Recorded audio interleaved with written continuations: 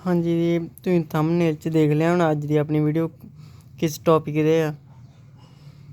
ਅੱਜ ਦੀ ਵੀਡੀਓ ਆਪਣੀ ਇਸ ਟੌਪਿਕ 'ਤੇ ਕਿ 3 ਦਿਨ 'ਚ ਜਿਹਨੂੰ ਨੋਰਮਲ ਖੰਘ ਹੁੰਦੀ ਆ ਕਦੇ ਕਦਾਈ ਹੈ ਨਾ, ਜਾਂ ਲਗਾਤਾਰ ਹੋ ਗਏ ਆ 3-4 ਦਿਨ ਖੰਘ ਹੁੰਦੀ ਨੂੰ, ਉਹ ਇਹ ਸ਼ੀਸ਼ੀ ਵਰਤੇ ਅਤੇ ਉਹਨੂੰ 3 ਦਿਨਾਂ 'ਚ ਖੰਘ ਦੇ ਫਰਕ ਦਾ ਪਤਾ ਲੱਗ ਜਾਏਗਾ। ਖੰਘ ਉਹਦੀ ਸਹੀ ਹੋ ਜਾਏਗੀ 3 ਦਿਨਾਂ ਦੀ, ਉਹਨੂੰ ਫਰਕ ਪੈਣਾ ਸ਼ੁਰੂ ਹੋ ਜਾਏਗਾ। ਠੀਕ ਆ, ਇਹ 'ਚ ਦਵਾਈ ਜਿਹੜੀ ਆ 100 ml bran ST cough syrup. ਠੀਕ ਹੈ ਜੀ, ਐਵੇਂ ਦਵਾਈ ਜਿਹੜੀ ਹੈਗੀ ਆ ਤੁਸੀਂ ਦੇਖ ਲਓ। ਠੀਕ ਹੈ ਜੀ, ਅਤੇ ਰਿਜ਼ਲਟ ਬਹੁਤ ਵਧੀਆ ਹੈ।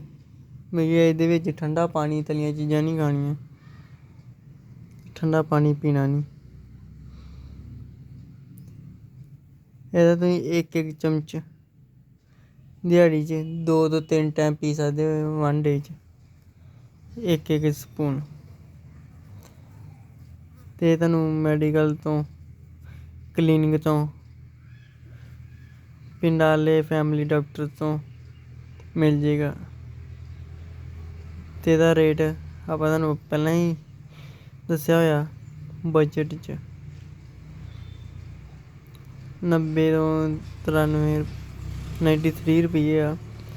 ਠੀਕ ਹੈ ਜੀ, ਪ੍ਰਿੰਟ ਰੇਟ ਦਾ।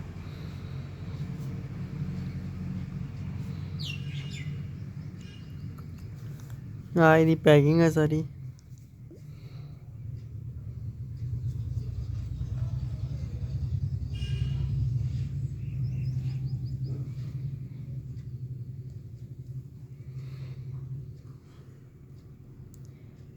ਅਤੇ ਡਾਕਟਰ ਦੀ ਸਲਾਹ ਨਾਲ ਹੀ ਪੀਣਾ ਵਾ।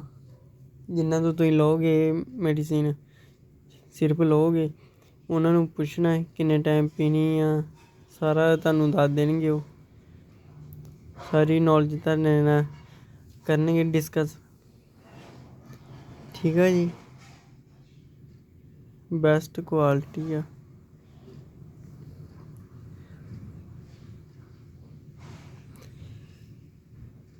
ਰਿਜ਼ਲਟ ਤੁਹਾਨੂੰ ਵਧੀਆ ਹੀ ਮਿਲੇਗਾ ਇਹਦਾ। ਬਾਕੀ ਤੁਹਾਨੂੰ ਤੁਸੀਂ ਥੰਬਨੇਲ 'ਚ ਆਪਣਾ ਦੇਖ ਲਿਆ। 3 ਦਿਨ ਦੇ ਵਿੱਚ ਬਾਏ ਬਾਏ ਖਾਂਸੀ, ਅਲਵਿਦਾ ਖਾਂਸੀ।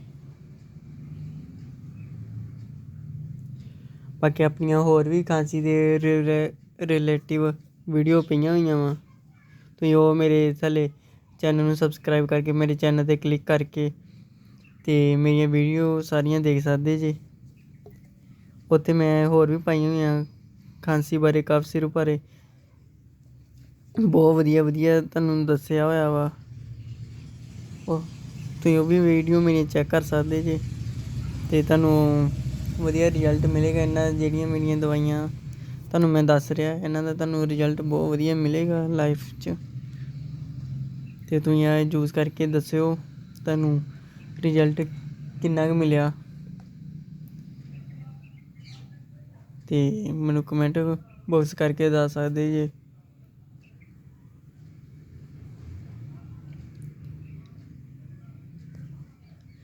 ਜੇ ਤੁਹਾਡੇ ਫੈਮਲੀ ਹੈ ਨਾ, ਫਰੈਂਡ ਹੈਗੀ ਕਿ ਇਹਨੂੰ ਦਿੱਕਤ, ਅਤੇ ਤੁਸੀਂ ਮੇਰੀ ਵੀਡੀਓ ਵੀ ਉਹਨਾਂ ਨੂੰ ਪਹੁੰਚਾ ਸਕਦੇ ਜੀ, ਜਾਂ ਮੇਰੇ ਚੈਨਲ ਦਾ ਨਾਮ ਦੱਸ ਸਕਦੇ ਜੀ।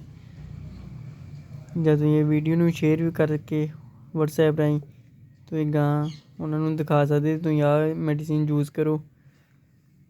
ਬਾਕੀ ਮੇਰੀਆਂ ਖਾਂਸੀ ਦੀਆਂ ਹੋਰ ਵੀ ਆਯੁਰਵੈਦਿਕ ਵੀ ਦੱਸੀਆਂ ਹੋਈਆਂ ਮੈਂ, ਤੁਸੀਂ ਉਹ ਵੀ ਵੀਡੀਓ ਮੇਰੀਆਂ ਮੇਰੇ ਚੈਨਲ 'ਤੇ ਜਾ ਕੇ ਚੈੱਕ ਕਰ ਸਕਦੇ ਜੇ।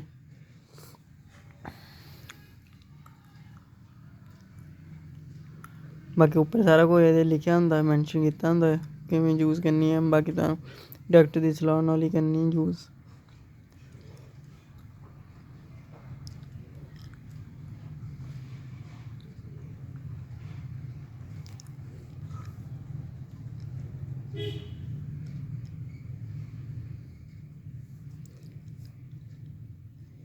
ਬਾਕੀ ਇਹ ਦਵਾਈ ਇੰਨੀ ਮਿੱਠੀ ਨਹੀਂ ਹੈ ਅਤੇ ਨਾ ਇੰਨੀ ਜ਼ਿਆਦਾ ਕੌੜੀ ਆ, ਮਤਲਬ ਨੋਰਮਲ ਆ, ਪੀ ਸਕਦੇ ਵਧੀਆ। ਅਤੇ ਠੰਡਾ ਪਾਣੀ ਇਹ 'ਚ ਬਿਲਕੁਲ ਨਹੀਂ ਯੂਜ਼ ਕਰਨਾ, ਨੋਰਮਲ ਪਾਣੀ ਨਾਲ ਪੀਓ।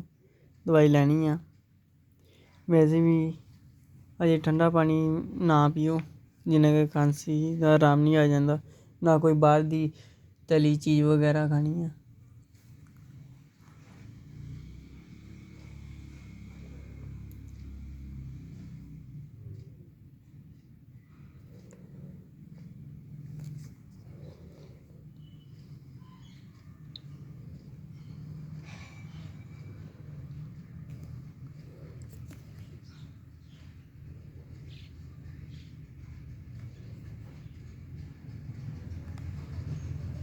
ਜੇ ਤੱਕ ਚੈਨਲ ਨੂੰ ਸਬਸਕ੍ਰਾਈਬ ਨਹੀਂ ਕੀਤਾ ਤਾਂ ਚੈਨਲ ਨੂੰ ਸਬਸਕ੍ਰਾਈਬ ਜ਼ਰੂਰ ਕਰ ਲਓ। ਜੇ ਵੀਡੀਓ ਨੂੰ ਵੀ ਲਾਈਕ ਨਹੀਂ ਕੀਤਾ ਤਾਂ ਲਾਈਕ ਕਰੋ। ਜੇ ਤੁਹਾਡੇ ਕਿਸੇ ਵੀ ਰਿਲੇਟਿਵ 'ਚ ਦਿੱਕਤ ਆਉਂਦੀ ਹੈ, ਕਿਸੇ ਨੂੰ ਖਾਂਸੀ, ਖੰਘ, ਜ਼ੁਕਾਮ, ਬੁਖਾਰ, ਸਾਰੀਆਂ ਮੈਡੀਸਿਨ ਮੇਰੇ ਚੈਨਲ 'ਤੇ ਅਵੇਲੇਬਲ ਆ। ਤੁਸੀਂ ਇਹ ਮੇਰਾ ਚੈਨਲ ਸ਼ੇਅਰ ਕਰ ਸਕਦੇ ਜੇ, ਜਾਂ ਮੇਰੀ ਇਸ ਵੀਡੀਓ ਨੂੰ ਸ਼ੇਅਰ ਕਰਕੇ ਉਹਨੂੰ ਦੱਸ ਸਕਦੇ ਇਹਦੀਆਂ ਇਸ ਚੈਨਲ 'ਤੇ ਵੀਡੀਓ ਮਿਲ ਜਾਣੀ ਹੈ ਤੁਹਾਨੂੰ, ਅਤੇ ਤੁਸੀਂ ਉਹ ਦੇਖ ਸਕਦੇ ਜੇ। ਖੰਘ, ਜ਼ੁਕਾਮ, ਬੁਖਾਰ ਹਰ ਡਿਜ਼ੀਜ਼ ਦੇ ਲਈ, ਠੀਕ ਹੈ ਜੀ।